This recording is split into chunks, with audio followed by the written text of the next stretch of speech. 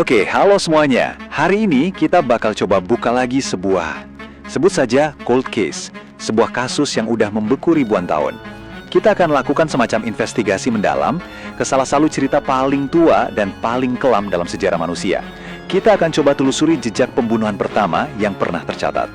Pertanyaannya mungkin kedengeran simpel ya, tapi jawabannya, wah, ini bakal membawa kita ke sebuah labirin psikologis yang cukup rumit, penuh dengan rasa cemburu, penolakan, dan konsekuensi yang gaungnya terasa sampai sekarang.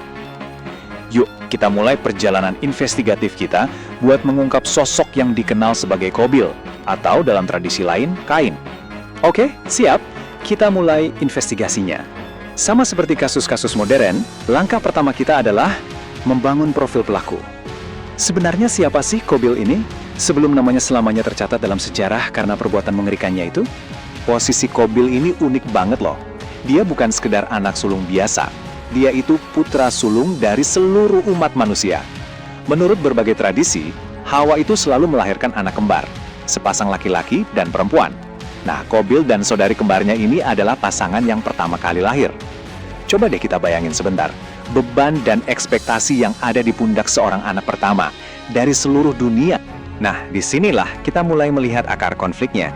Slide ini nunjukin betapa bedanya kedua bersaudara ini. Beda banget.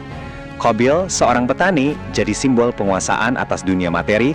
Dia memaksa tanah buat ngasih hasil. Sementara Habil, seorang gembala, jadi simbol kehidupan, pemeliharaan, dan pengorbanan. Dua cara pandang terhadap hidup yang saling bertabrakan ini nantinya akan jadi pusat dari tragedi mereka. Nah, ini detail yang krusial banget buat profil kita. Teks-teks kuno di luar kitab suci utama, misalnya seperti Midrash, ngasih gambaran yang lebih tajam soal Qabil. Dia digambarkan bukan cuma sebagai petani biasa, tapi sosok yang fisiknya kuat, wajahnya keras, dan temperamennya gampang meledak. Ini bukan cuma deskripsi fisik ya, ini semacam jendela buat kita ngintip gejolak batin yang nanti bakal meletus hebat.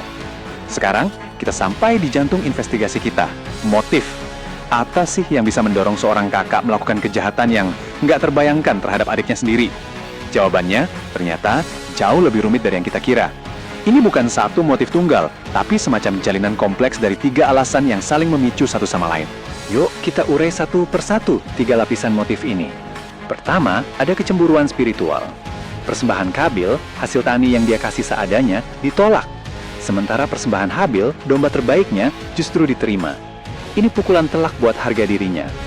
Kedua, ada persaingan romantis.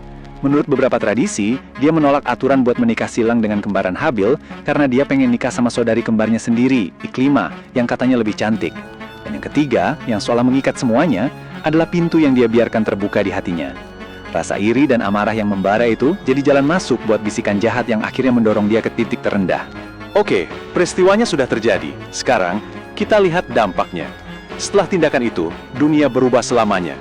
Ini momen yang mengguncang fondasi kehidupan. Bukan cuma buat keluarga pertama itu, tapi buat kita semua. Kita harus ingat, ini adalah dunia yang sama sekali belum kenal sama yang namanya pembunuhan. Coba deh, kita benar-benar bayangkan momen ini. Kematian yang disebabkan oleh tangan manusia lain, itu konsep yang benar-benar asing. Gak ada dalam realitas mereka saat itu. Qabil, dalam ledakan amarahnya, udah melakukan sesuatu yang belum pernah terjadi sebelumnya. Hasilnya, tentu saja, kebingungan total. Beberapa tradisi menyebutkan dia sampai menggendong tubuh saudaranya yang udah nggak bernyawa itu, mungkin berhari-hari, karena dia nggak tahu harus berbuat apa. Konsep menguburkan jenazah pun belum ada. Dan disinilah, rasa bingung itu perlahan berubah jadi keputusasaan dan ketakutan yang luar biasa. Kutipan dari kitab Kejadian ini, hukumanku lebih besar dari yang dapat kutanggung. Dengan sempurna menangkap beban dosa yang tiba-tiba menimpanya. Amarahnya udah padam, yang tersisa cuma penyesalan pahit dan ketakutan akan pembalasan. Dia sadar betul, dia udah melakukan sesuatu yang gak akan pernah bisa diperbaiki lagi. Jadi hukumannya bukanlah kematian, melainkan pengasingan. Dia diusir ke sebuah tempat yang disebut Tanah Nod.